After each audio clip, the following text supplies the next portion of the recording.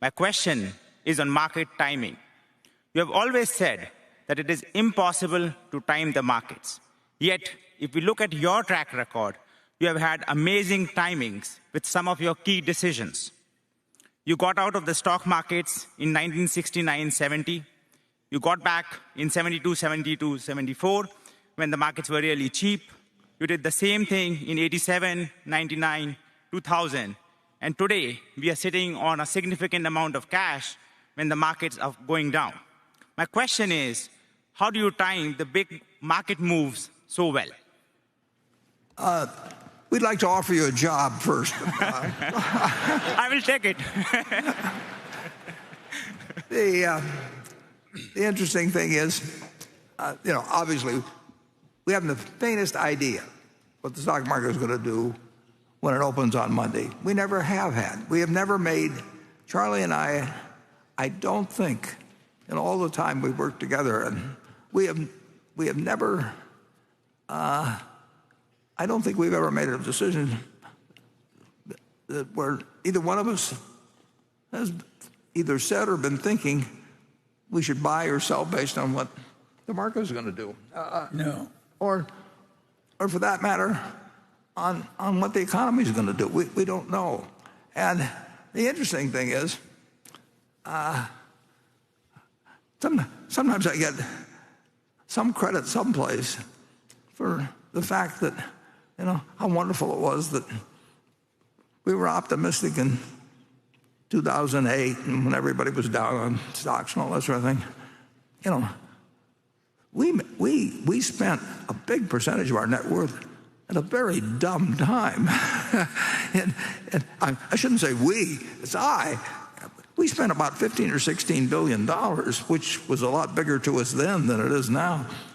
We spent it in the last few weeks. There was a period of 3 or 4 weeks between Wrigley and Goldman Sachs and General. At a terrible time, as it turned out. I mean, I didn't know whether it was going to be a good time or a bad time, but it was a really dumb time.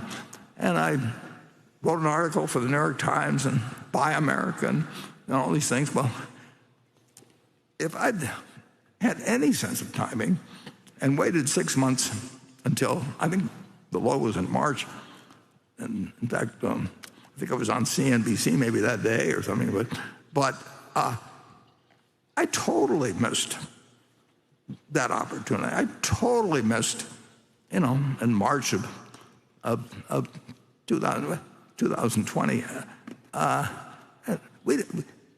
We have not been good at timing. We've been reasonably good at figuring out when we were getting enough for our money, and we had no idea when we bought anything.